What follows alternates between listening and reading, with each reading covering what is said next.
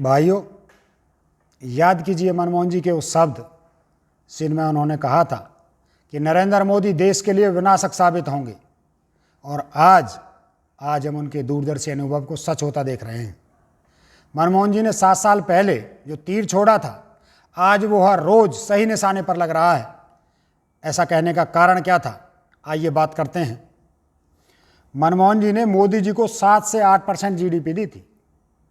5 trillion का सफेद झूठ बोलने वाले मोदी जी ने भारत की वर्तमान जीडीपी 1.97 ट्रिलियन अमेरिकी डॉलर कर दी है।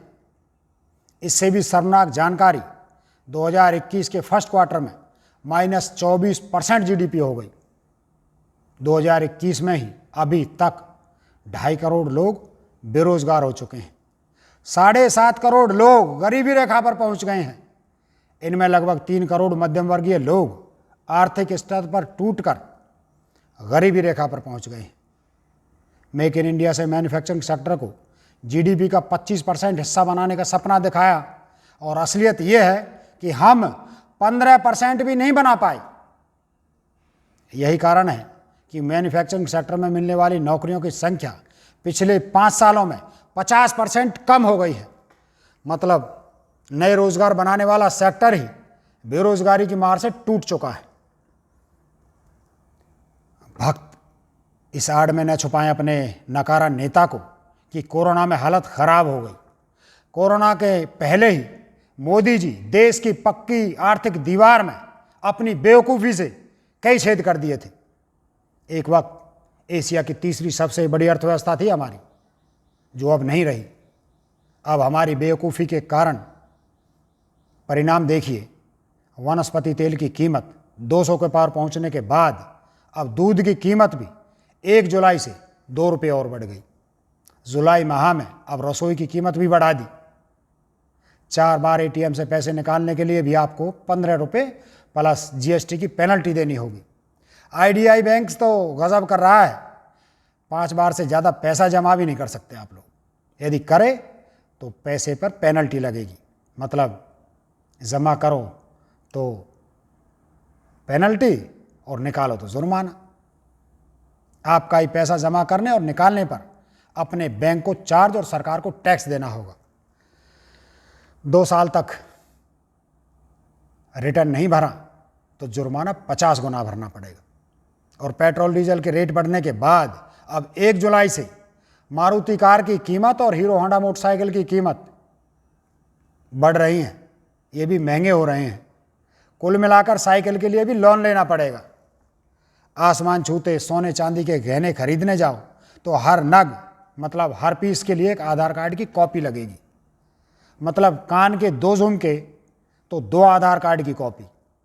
और अगर चूड़ियाँ खरीदने गए तो प्रिंटर साथ में ले जाना पड़ेगा। आधार प्रिंट करने में ही 200-500 रुपये लग जाएंगे। भाइयों,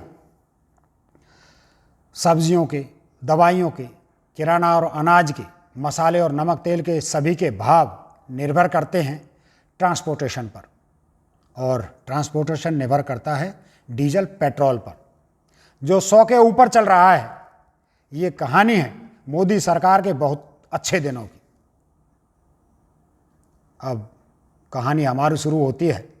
मोदी जी से कहना चाहता हूं कि किस घड़ी में आपका जन्म हुआ था, पक्का वो घड़ी उल्टी ही होगी, जिसके कारण आप उल्टे दिमाग के पैदा हुए। 3 दिन पहले फिर से हमारी सीजनल वित्त मंत्री निर्मला सीतारमन ताई प्रकट हुई, फिर 2-4 लाख करोड़ बांटे और फिर अदृश्य हो गई। मैं तो घर में जगह ढूंढ रहा था कि इतना पैसा रखूंगा कहाँ। पिछले साल के 20 लाख करोड़ ही खत्म नहीं हो पाए भाई अभी तक। तो भक्तों ने गड्ढे खोद लिए हैं पैसे रखने के लिए। बाद में पता चला सारे पैसे टीवी से निकले और सोशल मीडिया पर चौकी जमाए भक्तों के मुंह पर थूकते हुए वापस मोदी जी की फाइल में चले गए।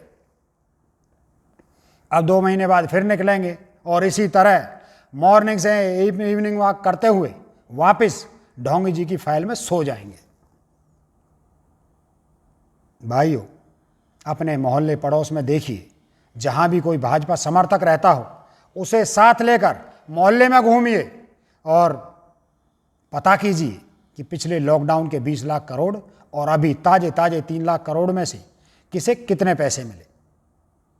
मुझे पता है आपको कोई व्यक्ति नहीं मिलेगा जिसे पैसे मिले होंगे। कारण क्या है मैं बताता हूं। उल्टी खोपड़ी की उल्टी सोच। ध्यान से सुनना। पिछले 20 लाख करोड़ क्या थे? कर्ज या लोन के रूप में मिलने वाले पैसे थे। किसी ने लोन नहीं लिया। अभी फिर 3 लाख करोड़ भी लोन के लिए देने के लिए बोले हैं। अब फिर लोन नहीं लेगा कोई। वजह यह है कि भाई मार्केट में पहले डिमांड आती है, फिर ट्रेडिंग ऑर्डर जनरेट करती है और फिर मैन्युफैक्चरिंग होती है। मोदी जी का दिमाग हमेशा शीर्षासन पर रहता है, सब कुछ उल्टा दिखता है। मोदी जी बोल रहे हैं कि पहले लोन ले लो, फिर माल खरीदो, फिर सामान बना लो, फिर दुकान पर भेज दो, इससे पैसे आ जाएंगे। अरे दिमाग के पैदल आदमी अगर 10वीं भी पढ़ी होती तो इतना ज्ञान आ गया होता कि मार्केट डिमांड से चलता है, मैन्युफैक्चरिंग से नहीं चलता। भाइयों,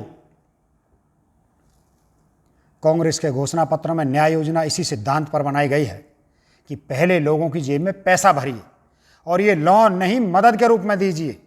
फिर लोग खर्च करने बाजार में कपड़े, सामान, गहने, गाड़ी सब कुछ खरीदने जाएंगे, वैरायटी मांगेंगे, फिर नए ऑर्डर जनरेट होंगे और इसके बाद फैक्ट्री चालू होंगी। दुनिया का सबसे बड़ा अवार्ड नोबेल प्राइज जीतने वाले अर्थशास्त्रियों ने मिलकर ये न्याय योजना बनाई थी और ये फर्जी डिग्री वाले गुंडे, मवाली, 2 कौड़ी के लोग न्याय योजना का मजाक बना रहे हैं। पर मैं बोल रहा हूं, लिख कर रख लें, हर मोदी भक्त, हर भाजपाई, हर संघी अपने हाथों पर लिख लें कि बिना न्याय योजना के देश इस आर्थिक खाई से नहीं उबर पाएगा। मोदी जी को सद्बुद्धि आई तो उन्हें झक मार के ये योजना लागू करनी होगी। जब तक देश के मजदूर, भूमिहीन, किसान और असंगठित क्षेत्र के कामगार नागरिकों को पैसे नहीं दोगे, कर्ज नहीं मदद के रूप में पैसे देने होंगे, तब तक देश का युवा अपने जीवन का सबसे बुरा समय जिएगा। अब बात वहीं आकर खड़ी हो जाती है कि बेकार की बात है कि वो बेकार है। सच ये है कि वो निहायत ही बेकार है। जिसके बारे में कहा है भक्त समझ गए हैं। कांग्रेसी भाई बंधु अब जनता के बीच जाएं, लोगों के काम आएं, उनकी मदद कीजिए। देश में बढ़ती आत्महत्या हमारे समाज के लिए शर्म की बात है। इसलिए लोगों को हिम्मत दें, उन्हें सकारात्मक राह दिखाएं और अपने अधिकारों के लिए लड़ने का हौसला दीजिए। आप लोग निश्चित रहिए, मोदी जी जिस स्पीड से चल रहे हैं उससे निश्चित ही 2024 में मोदी जी सीधे गुफा के दरवाजे पर मिलेंगे। जय हिंद।